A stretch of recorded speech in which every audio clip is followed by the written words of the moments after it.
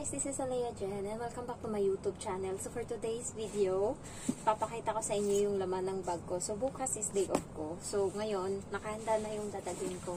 So ito yung bag ko, backpack siya.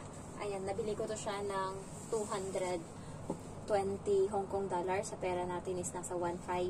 Ayan, so first is meron akong payong sa gilid. And then, kapila is nandito yung sunglass. Mahirap siya ipakita. Sunglass dito. Ayan. Sunglass. And then, petroleum jelly sa baba. Kasi, yung ano ko, yung kamay ko is iyang siya sa petroleum jelly. So, may mas malaki pa ako neto. Yung ano, yung kalahating kilo ata mahigit. Ayan, puro petroleum yung meron ako dito. Iba-iba lang ng ano, chuchu. Next is tissue.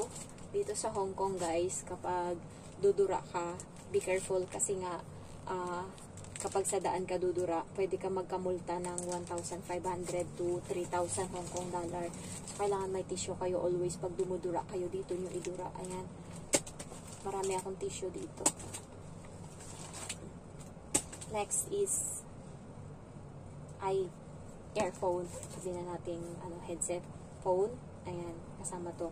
Sa phone ko pala, dito sa binivideo ko ngayon, is nasa likod nun yung octopus ko and then yung Hong Kong ID. Kasi may mga police minsan na nagra-random sila na kapag nasa daan ka, lalo pag nakita nila na suspicious ka, yung, alam mo yung, pag nakita mo sila tapos bigla kang iiwas or ang bilis ng lakad mo, doon sila parang na suspicious ka. So, doon yung time na pwede ka nilang halongkatin. Alam mo yun, wala ka nang pwedeng gawin kundi itaas yung kamay mo and kakapkapan kanila ngayon. So, wala kang sasabihin, hindi ka pwedeng magsalita. Ayan, tapos hanapan kanila ng Hong Kong ID, ganyan-ganyan. So, kailangan prepare kayo always. Kung wala kayong Hong Kong ID na dala, at least meron kayong picture and nasa cellphone nyo. Ayan. So, next is sanitizer. Ayan. So, sa kamay. Ball pen. Pero purple siya. Dapat itim. May ketchup ako. Next is pangkilay. Ayan. Nawawala yung mascara ko. Hindi ko alam saan na. Ay, ito pala. Yung pang curl. Ganun. Hindi ko alam saan na. Ito. And then, lipstick dalawa. Ito yung favorite ko na kulay. Nude. And then, itong isa is medyo dark red. Ayan. So, more on ganito ako. Next is, meron ako ditong maliit na bulsa. Meron siyang hairpin and band-aid. Sa malaki tayo. Bukas magbi-beach kami. So, meron akong dala. Ito yung pang, ano ba tawag niyan? Balabal. And ito is nakaganto siya. Sombrero ko and towel. So, sa Pinas, sanay ako na kapag pinapawisan ako, towel yung ano ko. Kaya nung nag-hike kami ng kaibigan ko, yun lang yung hawak ko yung towel. Minsan kasi pinapaypay ko. Minsan is yun yung ginagamit kong pampunas. Next is, eto, malaking bag. And meron siya ditong complete yan. May underwear, bra, and then, t-shirt, and then short. Ayan. So, in case. Next is wallet. Ayan. Nandito sa wallet, pera. Of course. And then, yung mga ID ko minsan. Dito siya. Next is plastic. Kasi minsan may mga pa-take out sa meet-up. Mayroong pa-take out. Alam mo, may birthday party. So, kailangan ng Sharon. Ito, Sharon. Char. And then, minsan guys, kailangan to kapag dudura ka nga and sobrang dami. Kailangan mo to. Susuka ka. Hindi ka pwedeng sumuka dito sa Hong Kong na suka ka sa daan. Pwede kang multahan. Kaya, hindi ka pwede kahit basta, bawal sumuka kahit saan, bawal dumura. Ayan yung mga rules nila dito. Kaya kailangan always kayo may ganito. Next is pagkain. Ayan, candy. Nung nag-ocean park ako, grabe yung hilo ko and hindi ko maintindihan yung nararamdaman ko. Madulas siya sa nag-ocean park ako. Grabe yung hilo. Kaya, buti na lang may isa pa akong candy nun. So, yun yung pantawid gutom ko nung time na yun. Kaya, pag uwi ko ng bahay, sinecure ko talaga kasi marami akong candy dun sa may kusina. Kinuha ko siya. Ayan. Passport pala tong isa. Always ko siya dala sa bag ko. Ayan. Pero pagka umaalis ako ng bahay, hindi. Ayan. Candy. And then, ito. Candy din. Ayan. So, yan lang yung laman ng bag ko.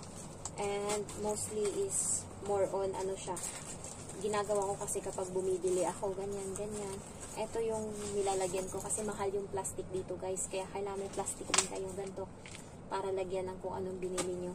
And may bulsa siya dito, pwede nyong lagyan. Ayan. So, maganda tong bag na to. Napaka-comfy niya. So, mas gusto ko to siya. And by the way guys, meron akong luto for today. Bukas day off ko. So, nagluto ako ngayon. Meron siyang siomai dyan. And then, baboy na may na may sitaw. So, Thailand style na pagkain. So, nagluto ako. And nakahanda na yung susutin ko bukas sa hike. So, merong medyas. Syempre, swimsuit. Kasi nga, pagkatas ng hike, baba kami, dagat na. So, hindi na ako masusuot ng underwear. Swimsuit na agad. And then, ito, bralette. So, ito yung susuotin ko. And, wala. Iwan ko na pala to. And, t-shirt. Ayan. And then, jogging pants. So, mainit bukas. Haya, sunog na naman yung katawan natin. So, ganyan ang gala. And, by the way, may mga nagtatanong na subscriber kung magkano nga yung ginagastos ko kapag gumagala ako. So, hindi siya accurate or hindi siya, sabi ko nga sa kanila, 100 Hong Kong dollar.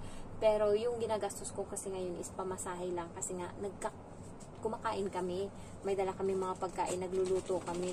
Kaya, nakakatipid. And, meron pa, dinalagay ko dun sa kusina yung Coke. So, bukas pagising ko, matigas na yun. And, magahay kami sakto pagkababa. Wala na, natunaw na siya. So, ayun yung dun. Kaya, sa mga subscriber ko na nagtatanong kung magkano gastos, hindi siya sure.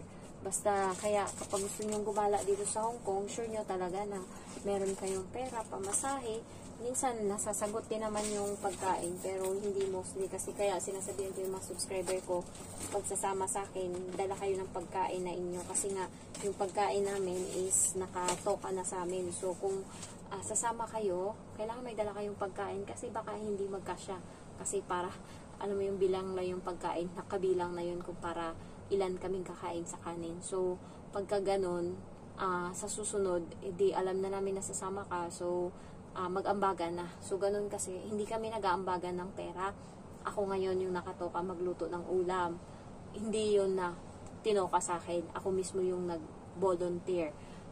Nagluto ako ng baboy na Thailand style. And then, nag-ano ako ng siomai, and then may Coke ako doon, 2 liters. Mura lang Coke dito sa Hong Kong, guys. Alam niyo ba yung 2 liters? Malaki na yon ha? Ano lang siya, 14 Hong Kong dollar ko nabili. Sa pera natin, ano lang siya, 7, 14, 21, 28, nasa 98 pesos. Sa Pinas, grabe, ang mahal. So, parang gusto ko magpabox ng Coke papunta ng Pinas kasi ang mura ng Coke dito. Mura ng soft drinks. So, next is yun, dinala ko. Tapos yung kaibigan ko na isa, siya yung magsasaing, nakatoka sa saing, and then pruta sa kanya. Tapos magdala daw siya ng wine kasi nung birthday niya, niregaluhan siya ng wine ng isa naming kaibigan, so dadalhin niya. And then yung isa kong kaibigan, hindi ko alam kung ano bibit-bitin. Hindi ko na tinanong, basta sure na meron kaming kanin, merong ulam. Bahala na sila. Tapos yung isang kaibigan, nagtanong kung ano yung dadalhin niya. Sabi ng kaibigan kong isa is, bumili ka na lang ng curls kasi may wine tayo para pulutan. So, ayun, ganun lang kami. Kaya, sa pamasahe naman, magastos kasi nga, katulad nung nakaraan, nagpunta kaming Saikong. So, from Samsoy po, going to Choi Hong, parang 7 yung pamasahe, 7.5, and then, sasakay ka uli ng bus, papunta naman ng Saikong Pier. Yung pamasahe nun is, nakalimutan ko, pero baka 15, nakalimutan ko talaga mga ganon, o di nasa 20 plus na. Pagdating mo doon, sasakay ka na naman ngayon ng boat. Yung boat na yun is 40 Hong Kong dollar balikan. So, nasa ano na yun? 60 na. So, pagbalik mo, pamasahe ka uli sa bus, papunta naman ng Choi Hong. So, another 15. So, 75. Sakay ka uli papuntang Sham Shui po, sabihin na natin 80 plus. So, 80 plus yung pamasahe kada day off. O, diba? Mahal siya. Kaya yung mga gustong sumama sa akin, pag-isipan nyo muna kasi mahal. So, ito lang kasi yung tawag nito, ko sa sarili ko. Kasi grabe yung pagod, guys. Grabe yung utang ko dito. Kailangan ko ng pahinga. So, yan lang yung nagpapalakas sa akin. So, ayun lang, guys. Ayan yung laman ng bag ko. And ayan yung niya. So, thank you for watching, and ayan, ganyan lang siya. Thank you, I love you all, bye-bye.